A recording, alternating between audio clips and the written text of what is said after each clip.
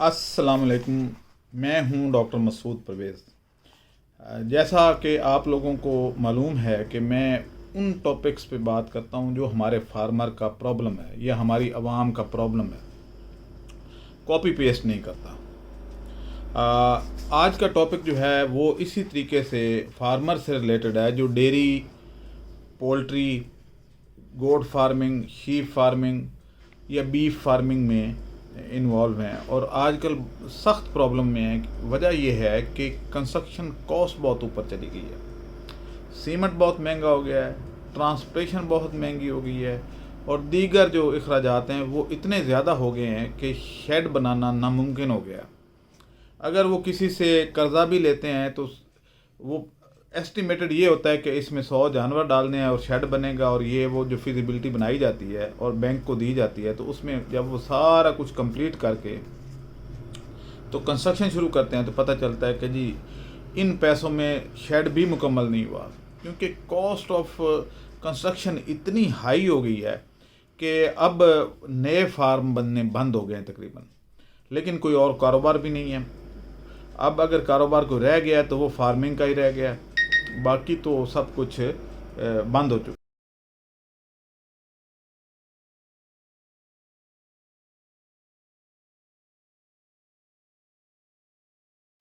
तो ऐसी सूरत हाल में क्या किया जाए, आज इसका हल हम हल ढूंढेंगे। हमने आज से 5 साल पहले शेड बनाने शुरू किए थे जो इन्वायरमेंट फ्रेंडली शेड थे। आप देखें, इनका डिज़ाइन देखें, ये ना सिर्फ लो कॉस्ट हैं और इन्वायरमेंट फ्रेंडली हैं। इन्वायरमेंट फ्रेंडली कहते हैं कि जो गर्मियों में ठंडा रहे और सर्दियों में गर्म रहे। तो ये शेड हमने बनाए थे, कोई तकरीबन अब तक 250 शेड पूरे पाकिस्तान में हम बना चुके हैं। आपको जगह जगह अब नज़र भी आते होंगे। तो ये जो शेड हैं इनकी कॉस्ट बहुत कम है। दूसरी बात ये है कि ये अगर ज़लज़ला भी आ जाए तो ये टूटते नहीं हैं, क्योंकि इनमें फ्लेक्सिबिलिटी होती है, ये थोड़ा सा एडजस्ट कर लेते हैं। जितना मर्ज़ी झटका लगे ये उसमें खड़े रहते हैं। ये शेड कभी नहीं गिरे, बल्कि मैं तो अब ये कहता हूँ कि वो इलाके जहाँ ज़लज़ले ज़्यादा आते हैं तो वहाँ पे तो घर भी इस तरह के बनने चाहिए। खैर चलें, हम अपने टॉपिक पे आते हैं। अब ये जो शेड हैं ये 330 रुपये फुट के हिसाब से हम कंप्लीट बना के देते हैं। इसमें आपका कुछ नहीं है, आपकी सिर्फ जगह है या थोड़ी बहुत जो हमें इसमें रेत वगैरह या कंक्रीट डालनी पड़ती है वो आपके ज़िम्मे है, बाकी सब कुछ हम करते हैं। हमारे ही वेल्डर हैं, हमारे ही ट्रांसपोर्ट है, हमारी ही सारा चीज़ें हमारी हैं। अब इसमें अगर देखा जाए कि मटेरियल क्या क्या इस्तेमाल होता है तो वो भी आपके सामने है। इसमें हम 2 इंच का पाइप इस्तेमाल करते हैं, MS पाइप, यानी लोहे का पाइप 2 इंच का, उसको पेंट कर देते हैं, वाइट पेंट किया जाता है। उसके बाद ये है कि इसके ऊपर एक कर्व टाइप ये मोल्ड हुए होते हैं, तो कर्व की सूरत में होते हैं। इनको हम जोड़ के तो ज़मीन में फिक्स कर देते हैं। उसके बाद इसके ऊपर लोहे की पट्टियाँ, यानी मोटी जो 2 बाई 2 इंच की, वो इसके दरमियान में से गुज़र रही होती हैं। उसके बाद इसको बांस जो है वो इसके साथ अटैच कर देते हैं।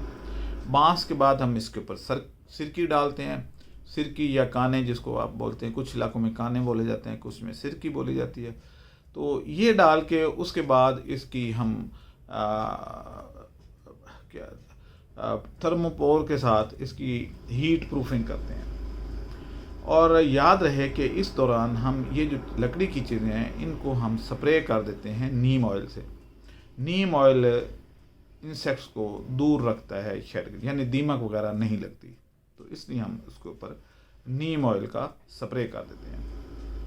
अब वाटर प्रूफिंग और हीट प्रूफिंग के बाद हम एक पॉलीथीन की, ब्लैक कलर की पॉलीथीन की लेयर डाल देते हैं। पॉलीथीन किसी और कलर की भी हो सकती है, लेकिन कोशिश करते हैं कि ब्लैक हो।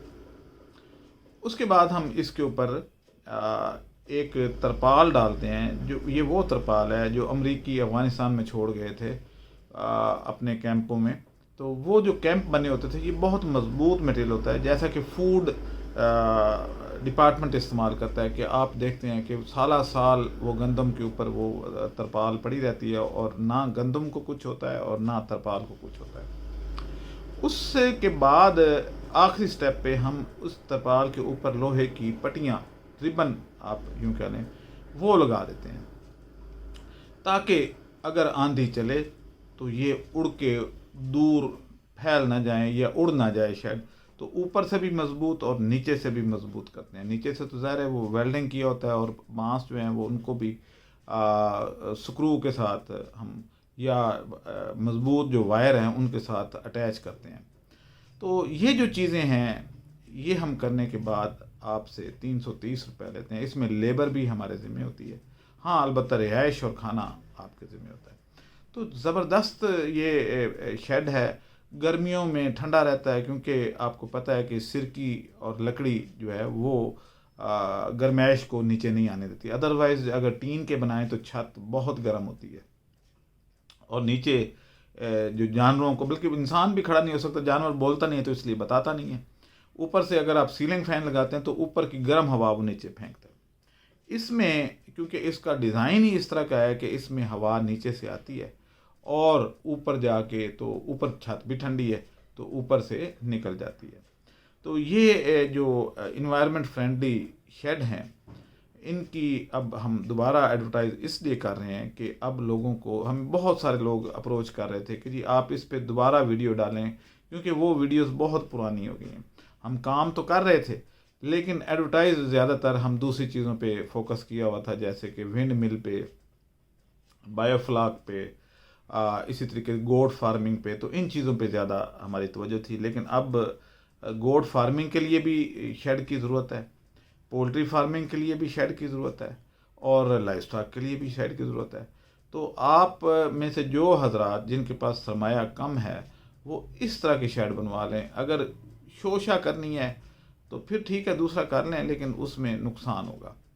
अब कुछ लोग यहाँ पे ये एतराज़ कर सकते हैं जी कि इसमें जो है वो छत के अंदर कीड़े मकोड़े छुप जाएंगे। नीम ऑयल एक ऐसा प्रोडक्ट है, वो है भी हमारी अपनी प्रोडक्ट, कि आप अगर अपने सर पे थोड़ा सा नीम ऑयल लगा दें तो मच्छर करीब नहीं आते। आप पाँव पे लगा लें, कोई कीड़ा आपको नहीं काटेगा। तो इंसेक्ट्स जो हैं वो इससे दूर भागते हैं और ये ऑयल बेस करके हम लगा देते हैं जिससे काफ़ी अरसे तक कोई इंसेक्ट्स इसके करीब भी नहीं आता। तो आज का टॉपिक आपके लिए ये था और जो हजरात बुकिंग कराना चाहें, शेड बनवाना चाहें टर्न की बेसिस पे, तो हमारे दिए गए नंबरों पे रब्ता कर सकते हैं। कुछ तस्वीरें मैंने डाल दी हैं जो पहले से बने हुए शेड, आप इनको देख सकते हैं। अल्लाह हाफिज़। क्या डर क्या वहम क्या खौफ से